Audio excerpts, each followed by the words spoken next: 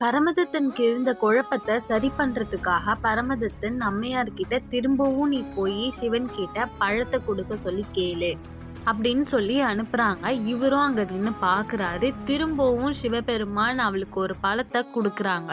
இதை பார்த்து அதிர்ச்சி அடைந்த பரமதத்தன், இவ்வளோ நாள் இவ்வளோ பக்தி உள்ள பெண் கூட நம்ம குடும்பம் நடத்திட்டு இருந்தோம் அப்படின்னு நினைச்சு புனிதவதியாரோட அப்பா கிட்ட போய் நான் கடல் வணிகம் செய்ய போறேன் அப்படின்னு சொல்லிட்டு கிளம்பிட்டாரு.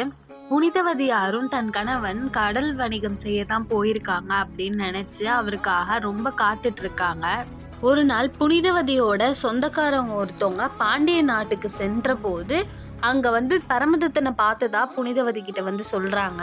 உடனே புனிதவதியும் கிளம்பி பரமதத்தன் தங்கியிருக்க வீட்டு பக்கத்துல இருக்கக்கூடிய மண்டபத்துக்கு போறாங்க. புனிதவதியார் வந்திருக்க செய்தியை கேட்டு பரமதத்தனும் அங்க வராங்க. வரும்போது தான் தெரியுது அவருக்கு திருமணம் ஆயிடுச்சுன்னு.